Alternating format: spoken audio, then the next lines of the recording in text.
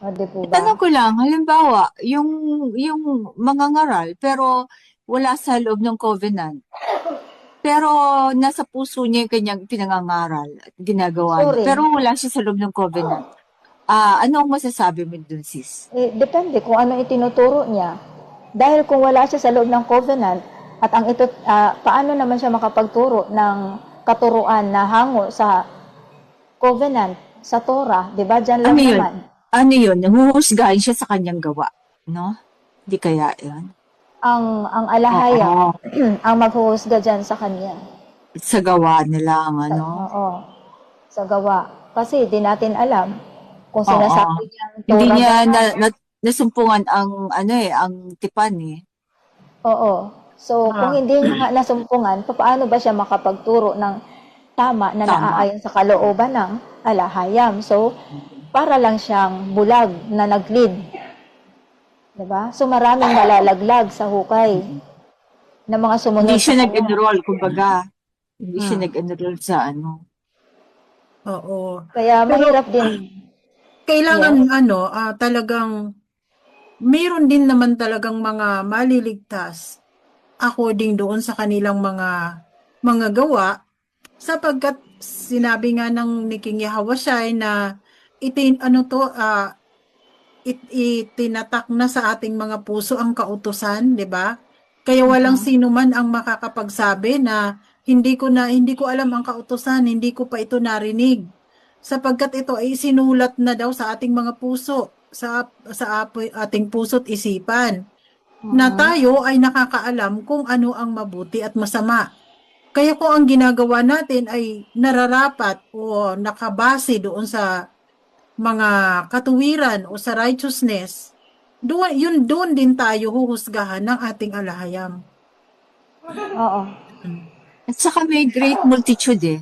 At saka Oo, nasusulat din sa Revelation, makikita niya, ang the sea is malinis ang tubig. Ibig sabihin kasi pag sea is mass of people yan. Sea of people. Pag oo, ibig the great multitude is malinis. Kumbaga, yung mga talagang may mabuting kalooban. Although, hindi lang nila alam yung kautusan. Hindi nila nalalaman yung batas. Pero, wala siyang intensyon na masama sa kapwa Oo. o ano. Oo. Kasi, Meron. di ba, usually may ano niyan eh, mga ano ng serpent, mga anak na, at saka mga ano, di ba? Hindi Meron naman tayong lahat mga ng Nephilim eh. Oo, meron tayong mga ninuno na hindi sila nagising, hindi sila inabutan ng mensahe, ng mensaherong pinadala, di po ba? Sila man ay alam nila kung ano yung mabubuting gawa, alam nila yung mga masasama. So sila ay gumagawa dyan. Ipinamumuhay nila yan at tinuturuan nila ang kanilang mga supling, ang kanilang mga anak at ang kanilang henerasyon ayon doon sa kanilang nalalaman. Hindi man lahat-lahat, pero meron silang nakuha na kultura. Kagaya na lang ng pagtitingin ng buwan. 'Di ba yung new moon? Meron silang sinasabi diyan na kapag new moon, doon sila magtatanim. Yung mga tipong ganun.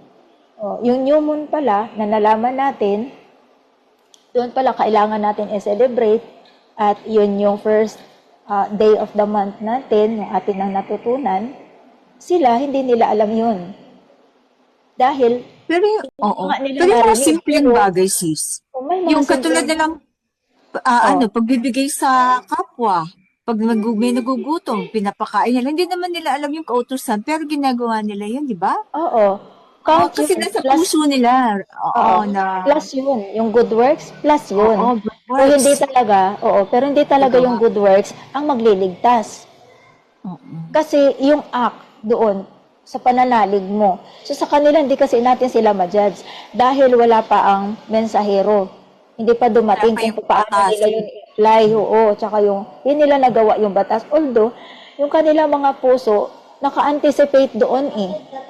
Oo. Naka-anticipate sila doon. Hindi lang nila alam pa paano isagawa.